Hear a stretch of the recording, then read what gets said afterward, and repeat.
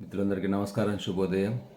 ఈరోజు జాతీయ పంచాయతీరాజ్ దినోత్సవం సందర్భంగా అందరికీ కూడా శుభాకాంక్షలు తెలియజేస్తూ, అసలు పంచాయతీ అంటేనే అనేక రకాలటువంటి పంచాయతీలు ఉంటాయి. కానీ పంచాయతీరాజ్ యొక్క గ్రామ పంచాయతీ యొక్క ఆవశ్యకత ఏంటంటే ముఖ్యంగా ప్రజలకు త్రాగునీరు అంటే కనీస అవసరాలు, ముఖ్యమైనటువంటి అవసరాలు త్రాగునీరు అందజేయడము, విద్యుత్ బల్బులు, విద్యుత్ యొక్క నిర్వహణ చేయడం అందరికీ కూడా, అదేవిధంగా మురికి కాలువల పారిశుద్ధ్య నిర్వహణ చేయడం, ఈ మూడు ముఖ్యమైనటువంటి అవసరాలు.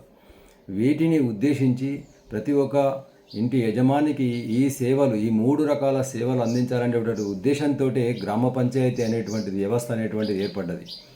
అయితే ఇందులో ముఖ్యంగా ఈ గ్రామ పంచాయతీ రాజు వ్యవస్థ లోపల 73వ రాజ్యాంగ సవరణ అనేటువంటిది చాలా కీలకమైనటువంటిది. ఎందుకంటే 1992కు పూర్వము మరి గ్రామ పంచాయతీలో మామూలుగా వ్యవస్థ అనేటువంటిది కొనసాగేది. కానీ ఎప్పుడైతే 73వ రాజ్యాంగ సవరణ వచ్చిందో అప్పుడే గ్రామ పంచాయతీ వ్యవస్థలో అనేక రకాలటువంటి కీలకమైన విప్లవాత్మకమైనటువంటి మార్పులు రావడం జరిగింది.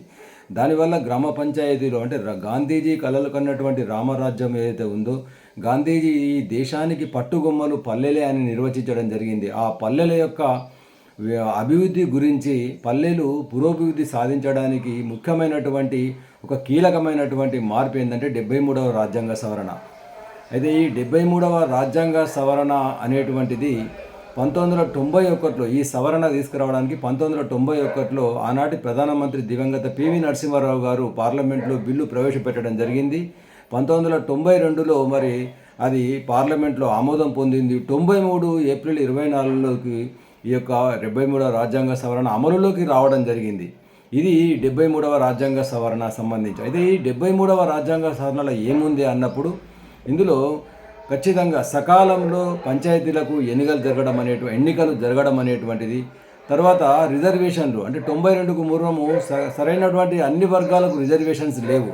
ముఖ్యంగా ఎస్సీలు కానీ, ఎస్టీలు కానీ, తర్వాత ముఖ్యంగా మహిళలకు రిజర్వేషన్లు కల్పించడం అనేటువంటిది ఇది ముఖ్యమైనటువంటి. అదేవిధంగా రాష్ట్ర ఆర్థిక సంఘం ఏర్పాటు కావడం కానివ్వండి, ఇతరత్ర అనేక రకాలటువంటి కీలకమైనటువంటి మార్పులు ఈ యొక్క 73వ రాజ్యాంగ సవరణ ద్వారా గ్రామ పంచాయతీలకు లభించడం జరిగింది. అదేవిధంగా గ్రామ పంచాయతీలు అనేటువంటి ఒక రాజ్యాంగబద్ధమైనటువంటివి అని మరి రాజ్యాంగం గుర్తించింది అన్నట్టు.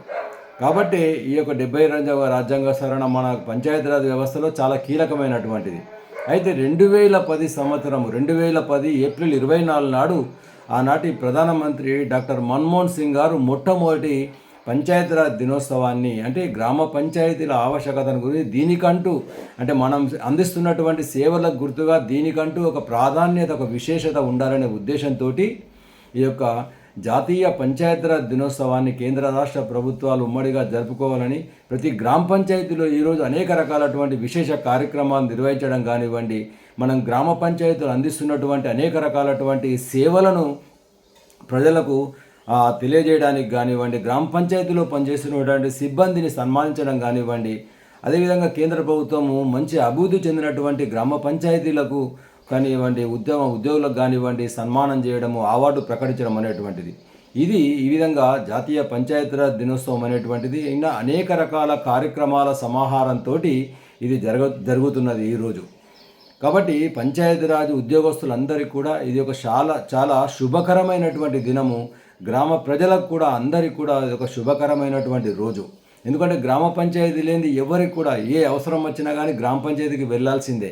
మంచినీరు కావాలన్నా, విద్యుత్ బల్బు కావాలన్నా, మురికాలు శుభ్రం కావాలన్నా, ఇంకా ఏ ధృవీకరణ కావాలన్నా, మరి జనన మరణ సర్టిఫికేట్ కావాలన్నా, మ్యారేజ్ సర్టిఫికేట్ కావాలన్నా, ఎలాంటి బ్యాంకు ధృవీకరణ కావాలన్నా, వ్యక్తి ధృవీకరణ కావాలన్నా, ఏ శాఖకు ఏదైనా కానీ గ్రామ పంచాయతీ నిర్వహించేటువంటి మరి 11వ షెడ్యూల్లో ఉన్నటువంటి 29 అధికారాలను నిర్వహించేటువంటి వ్యవస్థ గ్రామ పంచాయతీలో ఉంది. కాబట్టి ఏ శాఖ వారైన ప్రభుత్వంలోని 64 శాఖల అధికారులు కూడా గ్రామ పంచాయతీకి ఖచ్చితంగా గ్రామ పంచాయతీకి రావాల్సింది, ఏ అధికారి అయినా కానీ. అంటే అంత విశేషమైనటువంటి ప్రాధాన్యత గ్రామ పంచాయతీలో ఉంది.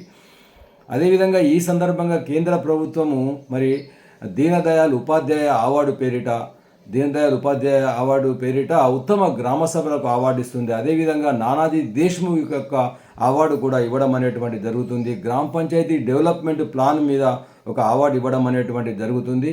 అదేవిధంగా ఈ మధ్య వచ్చినటువంటి ఒక వినూత్నమైన మార్పు ఏంటంటే క్లీన్ గ్రామ పంచాయతీ, అంటే ఒక శుభ్రమైన గ్రామ పంచాయతీకి ఒక అవార్డు. అదేవిధంగా గర్ల్ ఫ్రెండ్లీ గ్రామ పంచాయతీ, మహిళా ఉమెన్ ఫ్రెండ్లీ గ్రామ పంచాయతీ, గుడ్ గవర్నెన్స్ గ్రామ పంచాయతీ, అదేవిధంగా సోషల్ సెక్యూరిటీ గ్రామ పంచాయతీ, ఇన్ఫ్రాస్ట్రక్చర్ గ్రామ పంచాయతీ, ఈ విధంగా అనేక రకాలటువంటి వినూత్నమైనటువంటి మార్పులు ఈ గ్రామ పంచాయతీలో రావడం జరిగింది.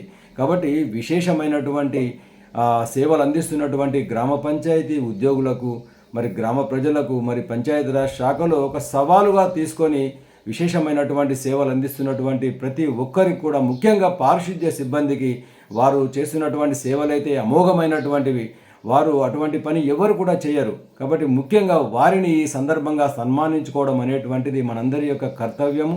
కాబట్టి ప్రజలందరూ కూడా గ్రామ పంచాయతీ ఉద్యోగులకు, గ్రామ పంచాయతీలకు సరైనటువంటి సహకారం ఇచ్చి వాళ్ళకు వెన్నుదన్నుగా నిలిచి మరి గ్రామ పంచాయతీ వ్యవస్థను ఇంకా మరి ఈ పునాదులను ఇంకా పటిష్టపరచాలని, గ్రామ పంచాయతీలను బలోపేతం చేయాలని, గ్రామ పంచాయతీలకు సహకారం ఇవ్వాలని గ్రామ ప్రజలు అందరూ కూడా గ్రామ పంచాయతీ ఉద్యోగులకు, పంచాయతీరాజ్ శాఖ ఉద్యోగులకు సహకారం ఇవ్వాలని మరి ఈ సందర్భంగా కోరుకుంటూ అందరికీ కూడా మరొకసారి శుభాకాంక్షలు తెలియజేస్తూ జై హింద్, జై భారత్.